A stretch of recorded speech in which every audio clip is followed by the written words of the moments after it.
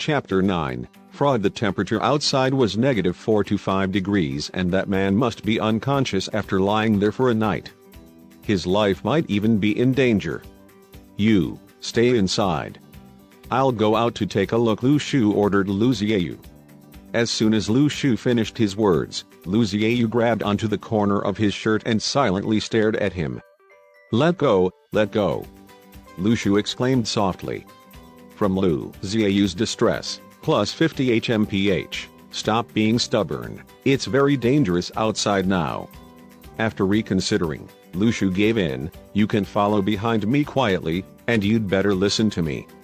Lu Xiaoyu quickly nodded and Lu Shu thought that her quick-mindedness seemed quite cute. Sneakily, the two of them crawled out through the door and Lu Shu tried to make out the face of the man. It was the performer from this afternoon's circus, the one who had been taken away by the men in black. Interestingly, 2 men in black had just run off and now this man had collapsed in front of the door. He looked very pale and weak. What should I do? Wasn't he taken away? Did he escape? Lu Shu could not believe that those men who claimed to be from the fire brigade would release this guy voluntarily. At that point of time, he knew that the fire in a distance must be because of this guy and his power must have had something to do with fire. The huge fire that lit up the entire city and this performer who had just escaped from an unknown place. He speculated that the man must have set the fire in order to escape from the 2 men in black earlier who were clearly after him. That man was merciless, setting such a huge fire for his own escape. Who knew if the fire had hurt anyone? Of course, Lu Shu was only guessing and the truth was still unknown. But the real issue that he was worried about was the connection between that performer and those men. There was a saying that with great power comes great responsibility, but Lu Shu disagreed. He felt that one should just mind his own business and live selfishly. Being selfless to the point of losing oneself was foolish and no one would even reward such actions. With changing times, heroes appeared and left, and new heroes would always replace old ones and this seemed like a form of glory to them. But in this world, no one could fully replace another. This so-called replacement was merely the appearance of a new person while the previous one was forgotten. If the men donned in black came back then, Lu Shu would be in such a pinch. What should we do? Do we save him? Lu Xiaoyu asked.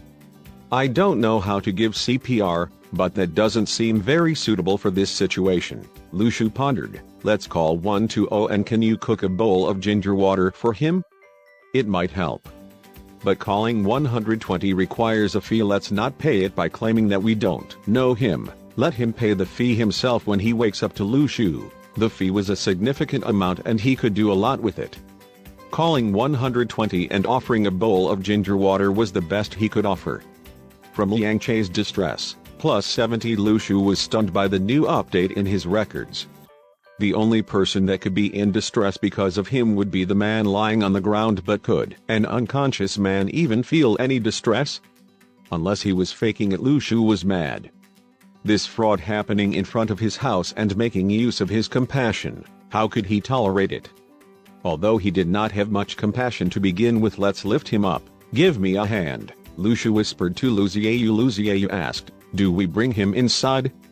Lu Shu thought about and replied, bring him away from our house, don't bother with him anymore.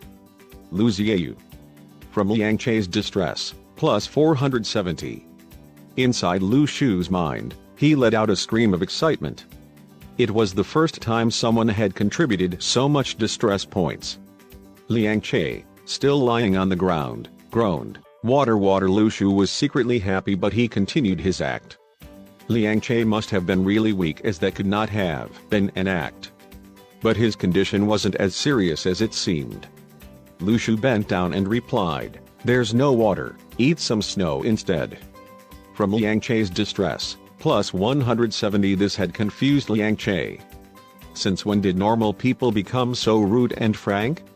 Can't he afford to let someone into his house just for a cup of water? He struggled to help himself up. Can you let me come in? Liang Che had thought that it was this kid's first time meeting such a situation, which explained why he was so unfriendly. But before he could get back on his feet, Lu Shu pushed him back down and tactfully replied, "No." From Liang Chai's distress, plus 800. Oh my god, Lu Shu was ecstatic. He could earn so much from the distress of just one person, how meaningful. He even had enough points to buy a celestial fruit. At that moment, Liang Chai realized that the kid in front of him was not afraid of the foreign situation at all. He was going to tell the ambulance that he did not know him, and when asked to be let inside his house, he coldly rejected. Was he worried that this might be a fraud? Liang Chai's expressions slowly returned to normal. Lu Shu became anxious. Is Liang Chai going to silence him? Since Liang Chai was an escapee, Lu Shu was now a witness who could give away leads about his whereabouts to the people chasing after him. If the other party was really planning a murder, what should Lu Shu do? It could not be. In this age, there were not many people who would commit such merciless murders, and what were the chances that Lu Shu had encountered one? From Lu Shu's point of view, even though there was a small possibility that he was going to be murdered, the fact that his last 17 years of life were peaceful still remained. His view of the world was a peaceful one, no bloodshed, wars or law-breaking criminals around him. As Lu Shu's imaginations were running wild, Liang Chai mustered some strength to try and get back on his feet. But once again, Lu Shu pushed him back down. Liang Chai stared at Lu Shu, and Lu Shu gave Liang Chai an innocent look. From Liang Chai's distress, plus 100, Liang Chai tried to get up again, but Lu Shu pushed him down again, and this back and forth exchange repeated for about 5 to 6 times. Liang Chai had noticed that the kid was quite strong. On the other hand, Lu Shu almost let out a wide grin from the recently added 600 plus distress points, and he could almost afford a second celestial